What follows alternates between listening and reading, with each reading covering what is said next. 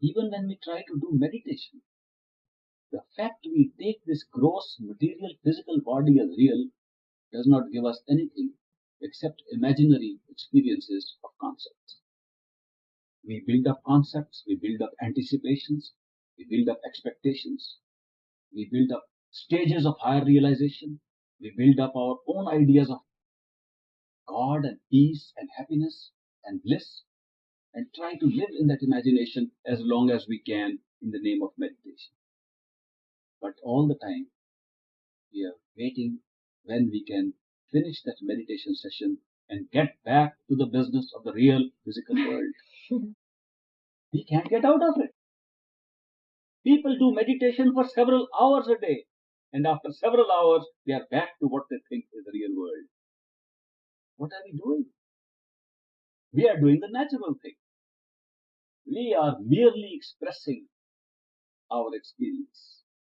The experience is that we are trapped in a physical level of consciousness, and when we are in this level of consciousness, nothing is real except the physical world. If this were not so, masters would not come and give us the message to go with it. If we were not so fully trapped in the physical world, masters would not walk in our midst. God would not become human in flesh if this were not so. It is not necessary for God to become human like us and give us a teaching if we knew that this physical world is not real. But so strongly entrenched are we in the experience of this physical world being real that all the concepts that we have of something which is non-physical, which is spiritual, all those concepts are fitted and contrasted with the reality of the physical world. What is the result? The result is God can come and accost us, encounter us, talk to us only at the physical level. The trap is so subtle that we find that the only way to have a contact with God is itself at the physical plane. If God comes in human form and stands before us and talks to us, we can accept that as real conversation. If we talk to God in our own minds, we are never sure. It's a concept. And the mind is playing a good game. When people say, we hear the voice of God, I do not know. It may be the voice of the mind. It may be the voice of the devil. There is no way to find out. And what God? What is God like? He has a face and eyes and nose. What does God look like? Let us say God is not physical, he is spiritual. What does he look like? Why should we presume he looks like us? Is it not a concept based upon our own looks? What if God were totally formless? How would we visualize him? How can we visualize something that is formless? How if God were a word? An unspoken word. How about God being an unspoken melody? An unspoken hum? Supposing we had a hum around us, a sound, and somebody said, do you know that's God? What would you do with it? What would be our relationship with it? If you were given a choice, look, either you can have a human being as a friend or that sound of a humming bee as your sound, what would you like? Take the human being. You wouldn't know what to do with the humming sound. Therefore, we are so situated, we have left no choice but for God to express himself in the same form in which we are. And therefore, we find him in human form. Therefore, while we are in human form, God is met and seen in human form. This is not something that has happened in this country or in this century or in these days. This has been the truth forever. And this will be the truth forever. truth is that the God who created us, who created all forms, and created his own forms, and we are also his forms, and who created millions and myriads of his own forms, remain formless. And for forms to contact him, he assumed forms. Therefore, if God has to assume a form for his own forms to recognize him, he becomes flesh like us. He becomes human like us. And he walks in our midst. And he talks to us. And he becomes like us. And he gives us the same thing which we would get if we could get God in his formless. The distinction is not in the form. The distinction is in what we get. When we meet the real thing, the real being, the real creator, real God, in whatever form, the impact on us is the same. We have met our real source. It takes away our loneliness, our grief, our separation, our helplessness, our trap, our being in the state. It takes away by giving us something real, and we feel happy.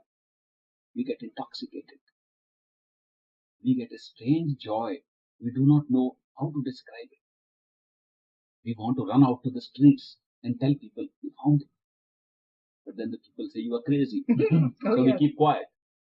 So we come back home and we sit inside and we do not know whether to open our eyes or to close. We do not know what to do. We found it. We found the real thing. We found the real being. We do not know what to say about it. But we have experienced it.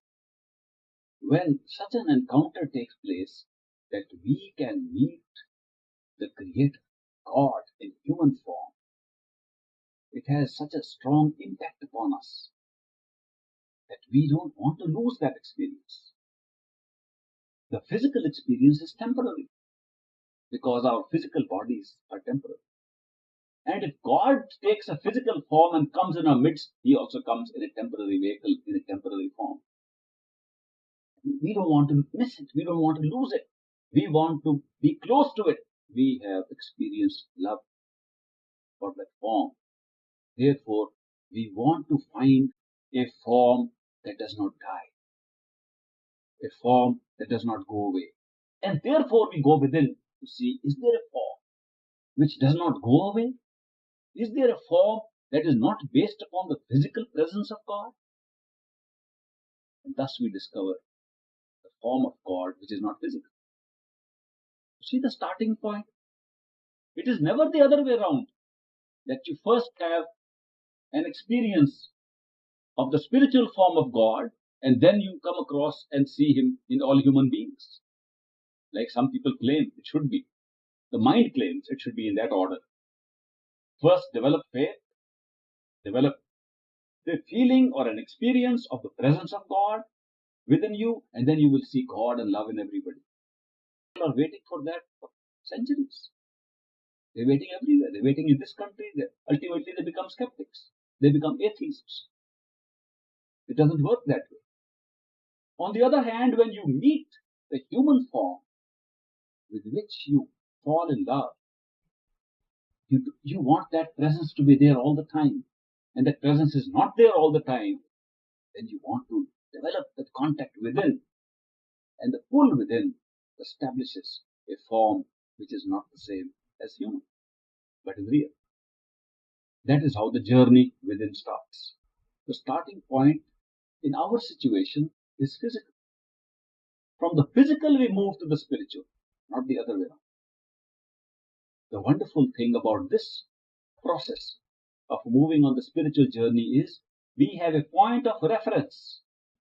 We have a point of relationship. When we are within, we can relate to the experience outside. If we see a form within, we can relate to the experience of the form outside. That makes it real. It makes it real because the form outside was not made up by our mind. And therefore the form inside is not made up by our mind. Even if it is made up by our mind, it is a relationship to the form outside which gave us the experience of spiritual love that nothing else had ever given before. I am highlighting the importance of experiencing the physical love of a physical form of the manifest God in order to have any spiritual progress within at all. Now look at the history of the saints and the mystics and the masters and the beautiful enlightened people in the Orient, in the Occident, in Tibet, in India, in China, in the Middle East, in every country. Look at the history of people who had spiritual experiences, and you will see they had it in the same order. They had the great impact of a human being who was enlightened, and they carried that impact within and got inner experiences. I have sometimes met people who were well known for their spiritual enlightenment. I have met them up in the mountains of India. I have met them in Tibet. I have met them in remote regions where one would assume they must be having their inspiration from the mountains, from the snow peaks, from nature. And when I have talked to them, and I said, how on earth could you get such a strange experience? And they always pointed out to me the beauty of their master who gave them the enlightenment. It's so wonderful to get that reassurance that even people living in remote areas who have got enlightenment and have the intoxication of a permanent joy, they got it from a human living master. Some human being affected them so much that they got real knowledge from within. Even the masters, even perfect living masters, you go to them and talk to them, and they are constantly rejoicing in the experience of having met their master. It is said, even those who were born with enlightenment are singing the praise of the adopted masters after they were physical. It is said of Kabir, I mentioned his name earlier. Kabir, the great mystic. People believe he was enlightened from childhood. And people did not know who he would praise, since he talked of truth, reality, God, spirituality right from young age. And as he grew up, he praised Dharamdas as his teacher. People knew that Dharamdas was his disciple, but he accepted him as a teacher. To sustain this strange relationship between the impact the physical form of Lord God has upon his seekers. This does not mean that the seekers are following the person of that guide or that master. Look at Swamiji. You read his books, Swamiji? Which one? Sarbachan. Yes. Anybody heard of Swamiji of Agra? In whose name today the whole Radha Swami movement is going on? They all owe allegiance to Swamiji. And they think that Swamiji has given all this to us. He did not draw the attention of people to any human being. He talked of the great wisdom within. And yet you go and ask him, how did he get it? Tulsi Sahib gave. A name very few people know about. You hear me talking of great master, GM, all the time. People ask who is GM, and I say general manager of all affairs. But if I ever spoke to great master myself, he would say, Babaji is doing a good job. People who were perfect and left no doubt in our minds, the way they recognized the impact of their masters shows how important it is in the spiritual path to have a perfect living master as the focal point, as the point to which you can relate, as the point which is serving as verification of all spiritual experiences. Because you are not creating that form, nor is your mind doing that job. It's the Lord putting you in touch with such a being through the sheer process of coincidence. When the Lord puts you in touch with such a being through coincidence, then surely that impact is not created by you at all, because you don't create any coincidences. Therefore, after that, all spiritual experiences within become meaningful because they can be related to the physical presence, the physical form, the physical experience with that human being. If you ask that human being, are you there in my inner experiences? Because I see you sometimes. And the human being says, what experiences? Tell me also. Why? To retain the human being's status as a human being. To retain the human form. And yet, in the very next breath, that human being can answer your question before you could ask it. This combination of such a human being remaining totally ordinary and yet answering our questions as if he is the same being who was always inside is the most remarkable thing about the spiritual path. Once having found that kind of equation and that relationship, one can relate all inner experiences to that human being. One can imagine the form of that human being. One can contemplate upon that face, upon that form, upon that smile, upon that way of looking, upon those eyes, upon that forehead.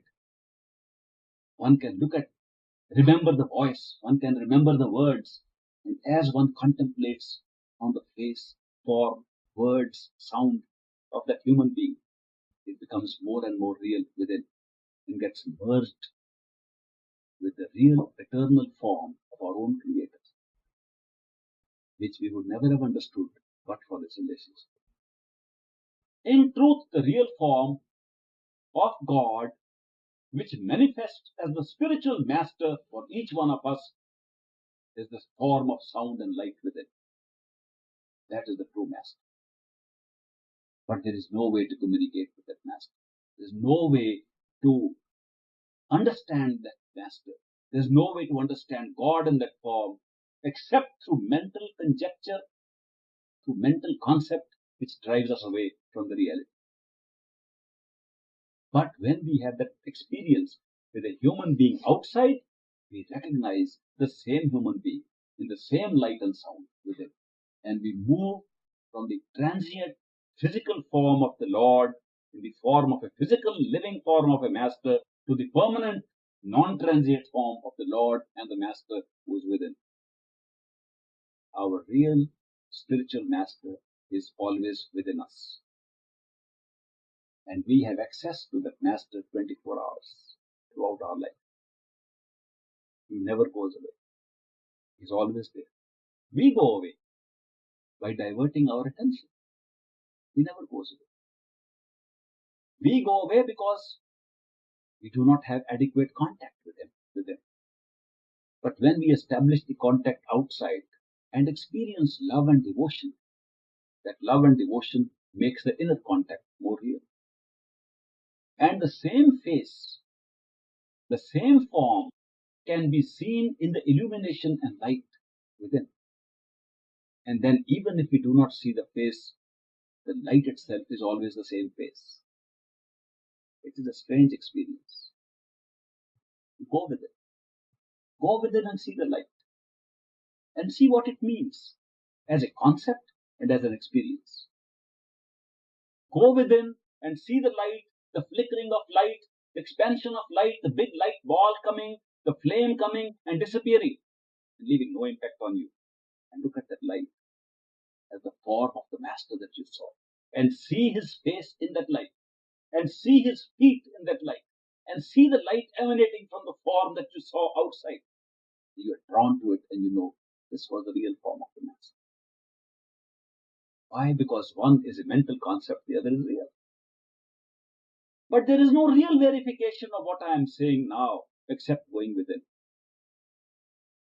So the next step, after we are lucky enough to encounter a human being who fits the description of a perfect living master, the next step is to go within and get a personal verification of this.